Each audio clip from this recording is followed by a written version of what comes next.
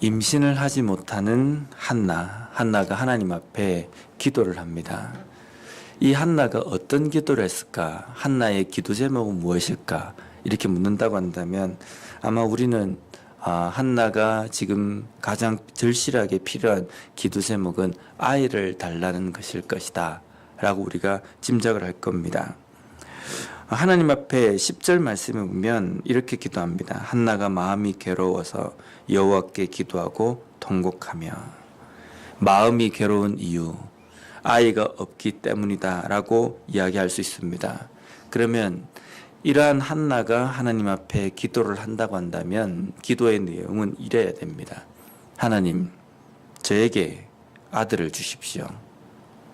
만약에 이것 때문에 브린나에게 당한 수욕과 그러한 여러 가지 괴로움이 있다고 한다면, 하나님, 브린나에게 아들이 하나가 있으면 저는 둘을 주시고, 브린나에게 아들이 둘이 있으면 저는 넷을 주시고.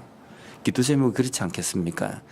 아들이 나에게 없는 것 때문에 브린나에게 어떤 서러움을 당한다든지 아니면 내 마음에 이런 괴로움이 있다라고 한다면 한나의 기도 제목은 아들을 주십시오, 아들을 많이 주십시오 라고 이렇게 기도를 해야 될 겁니다.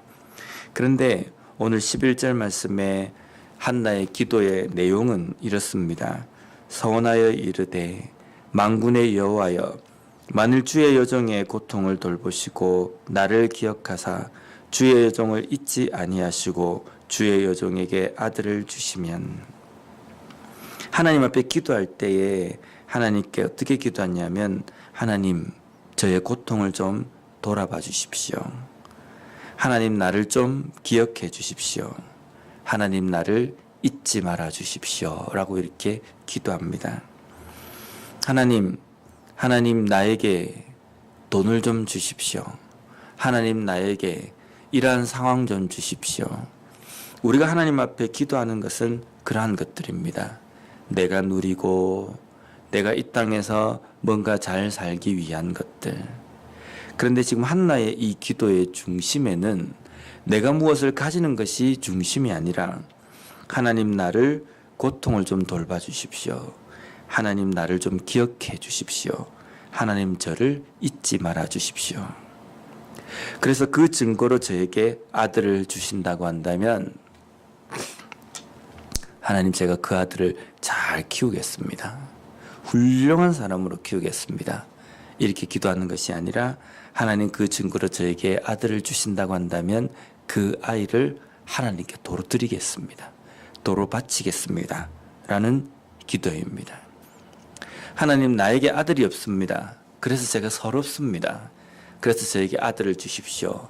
만약 이것이 기도의 제목이었다고 한다면 주신 아들을 잘 키우고 남들에게 자랑거리가 될 수 있도록, 내가 더 이상은 아들 때문에 서러움을 당하지 않도록 그 아들을 잘 키우고 훌륭하게 키우는 것, 그것이어야 하는데 도리어 하나님 앞에 그 아들을 드리겠다는 겁니다. 이 기도의, 한나의 기도의 중심에는 아들이 나에게 필요한 것이 아니라 하나님께서 나를 돌보시는 것, 하나님께서 나를 다시금 기억해 주시는 것, 하나님께서 나의 고통을 돌보시고 기억하시는 것, 잊지 않으시는 것, 그것이 한나의 기도의 중심이었다는 겁니다. 그렇기 때문에 이 아이를 다시금 하나님 앞에 드리겠습니다 라고 기도하는 겁니다. 우리가 우리의 삶에서 좋은 것을 누린다고 해서 우리가 기도의 응답이고, 우리의 삶에서 좋은 것을 누리지 못한다고 해서 기도의 응답이 되지 않았다라고 이렇게 말해서는 안 됩니다. 우리가 그렇지 않습니까? 정말 힘들어가지고 하나님 앞에 기도를 합니다. 근데 하나님께서 어떤 상황으로든지 그 고통과 힘든 상황들에서 이겨낼 수 있도록 해주십니다. 그래서 내 삶에 평안함이 오게 됩니다. 그럼 그 다음부터 어떻게 합니까? 그렇게 열심히 기도하던 것들을 멈춥니다. 왜 그렇습니까? 이제 기도의 응답이 끝이 났다라고 생각하기 때문입니다. 특별 기도, 이렇게 우리가 세우는 이유는 내가 그 특별 기도를 통해서 하나님께 간구할, 하나님께 얻어내야 될 뭔가 이유가 있기 때문에 특별기도 세우는 겁니다. 그럼 특별기도가 끝나면 어떻게 합니까? 그냥 일반 기도로 넘어가서 기도 계속하면 되는데 특별기도가 끝나고 나면 기도를 쉽니다. 열심히 애타게 그렇게 기도하지 않습니다. 왜냐하면 내 삶에 내가 필요한 것들이 없다고 생각하기 때문입니다. 그런데 우리는 매일매일 하나님 앞에 기도해야 합니다. 하나님 저를 돌봐주십시오. 하나님 저를 기억해 주십시오. 하나님 저를 잊지 말아 주십시오. 그래서 데살로니가전서 5장 17절 말씀에 보면 쉬지 말고 기도하라. 이 말씀에는 필요할 때는 하나님 앞에 정말 열심히 기도해야 한다. 필요한 일이 생길 때마다 하나님 앞에 기도해야 된다. 이렇게 말씀하시는 것이 아니라 쉬지 말고 매 순간 내가 평안할 때건 내가 평안하지 않건 내가 여유가 있건 내가 여유가 없건 어떤 상황 가운데에서도 하나님 앞에 항상 기도해야 한다라고 우리에게 말씀하고 있는 겁니다.